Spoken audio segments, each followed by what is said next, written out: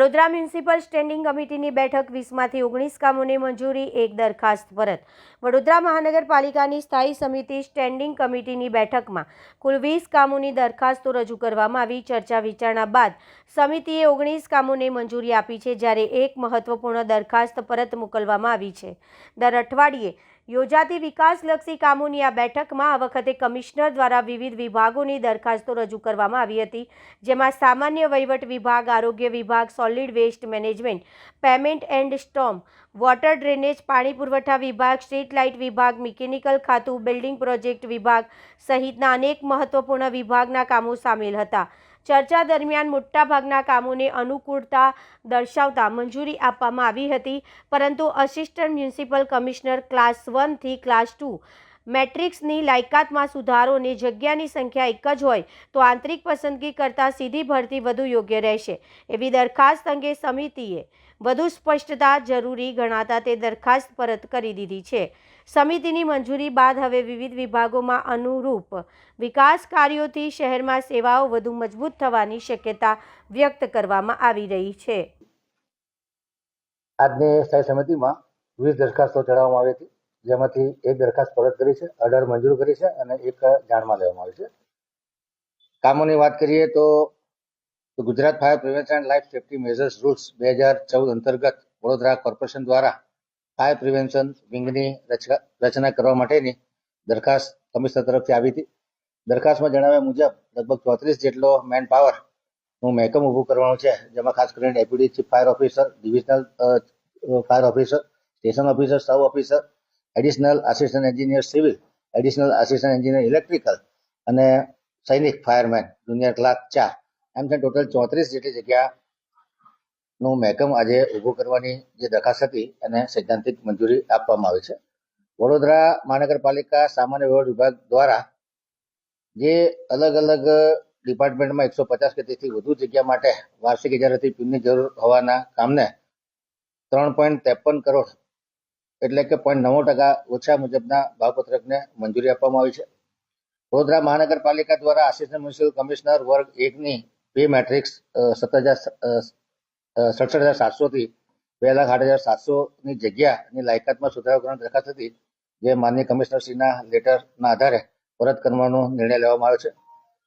આરોગ્ય વિભાગ દ્વારા એનિમલ બર્થ કંટ્રોલ રૂલ્સ 2023 અંતર્ગત રખડતા કૂતરાના ખસીકરણ, હડકવા વિરોધી રસીકરણ ની કામગીરી ઉપરાંત એમને ખાધા ખોરાકી અને સુપરવિઝન ચાર્જ માટેની જે દરખાસ્ત આવી હતી, જેમાં જે કામગીરીના 1 થી 4 કામગીરી દર્શાવેલ છે, જેને મંજૂર કરવામાં આવી છે, પરંતુ ડોગ માટેના શેલ્ટર હોમ અને એના માટેની ડોગ વાન અને બોલેરો ગાડી ખરીદવા માટે અલગથી દરખાસ્ત સ્થાયી સમિતિમાં રજૂ કરવાની રહેશે.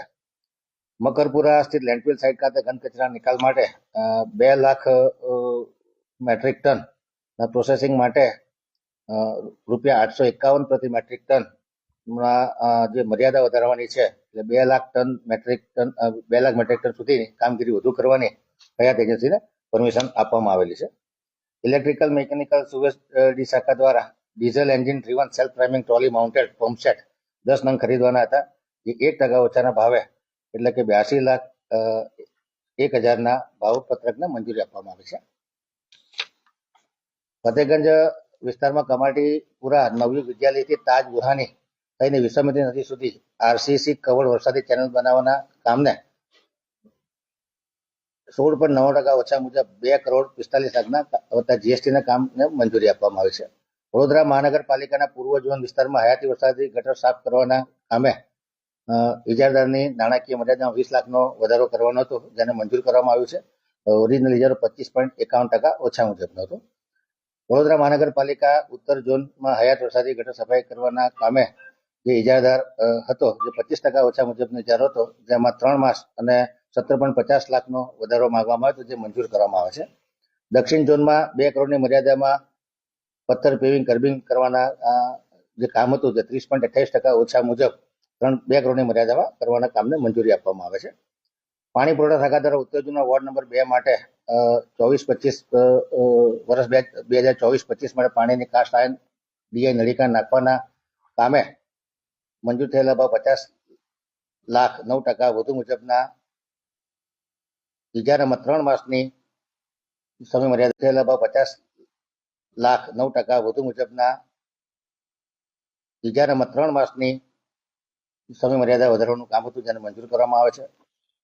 પ્રોજેક્ટ મેનેજમેન્ટ કન્સલ્ટન્સીમાં planning, designing, preparation of DPR અને implementation of all water supply new capital project as well as augmentation of existing working system including existing source augmentation અને ન્યૂ સોર્સ અને વોટર સપ્લાય નેટવર્કના કામ માટે જે consultant એજન્સીને રોકવામાં આવી છે, તેમાં 4 એજન્સી ખાસ કરીને વાપકોસ, સેપિયન્ટ, મલ્ટીમીડિયા અને માનવ સેવા કન્સલ્ટન્ટને 1.75% પ્રોજેક્ટ કોસ્ટના ભાવથી એપોઇન્ટ કરવાનું નક્કી કરવામાં આવ્યું છે. 4 જણની એમ પેનલ કરવામાં આવશે અને પારાપરથી બધાને કામ આપવામાં આવશે. ઉત્તર ઝોન વોર્ડ નંબર 7માં 2024-25 પાણીની કાસ્ટ આયર્ન ડીઆઈ નળિકા નાખવાના કામે સમય મર્યાદામાં 3 માસનો વધારો માંગવામાં આવ્યો હતો, જે મંજૂર કરવામાં આવ્યો છે. ઉત્તર ઝોનમાં વોર્ડ નંબર 3 માટે જે પાણીની કાસ્ટ આયર્ન ડીઆઈ નળિકા નાખવાના પાઇપ સિવાયના કામ હતું, જેની સમય મર્યાદામાં 3 માસનો વધારો માંગવામાં આવ્યો છે, જે મંજૂર કરવામાં આવે છે. પશ્ચિમ ઝોન વોર્ડ નંબર 8માં પણ એ જ રીતે પાણીની કાસ્ટ આયર્ન નળિકા માટે સમય મર્યાદા 3 માસનો વધારો માંગવા જે મંજૂર કરવામાં આવે છે.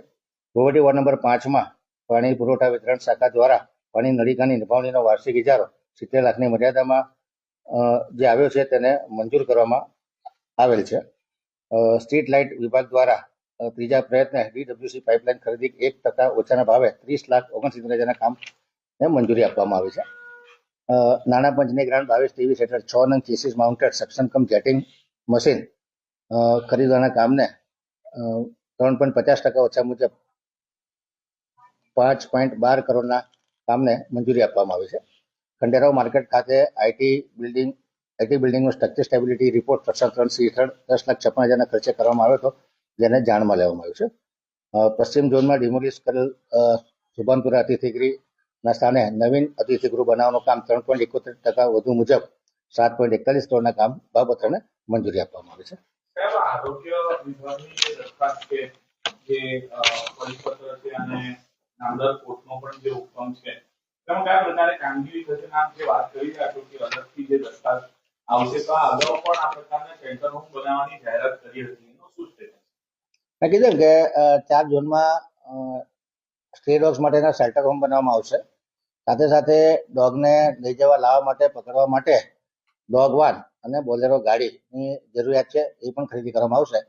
સૈદ્ધાંતિક મંજૂરી આપી દેવામાં આવી છે, પરંતુ જ્યારે પણ મોટો ખર્ચ થતો હોય ત્યારે એના માટેનું ટેન્ડર પ્રોસેસ કરી અને એની દરખાસ્ત સ્ટેન્ડિંગમાં લાવવાની રહેશે. અગાઉ પણ આ પ્રકારના આયોજનોની વાત કરવામાં આવી હતી, તો એ આયોજનો પૂરા થયા છે? મેં કીધું કે આ સુપ્રીમ કોર્ટની ગાઈડલાઈન પ્રમાણે આ વખતે અત્યારે જે ગાઈડલાઈન આવી છે, એ પ્રમાણે કામગીરી આવનારા ભવિષ્યમાં કરવામાં આવશે.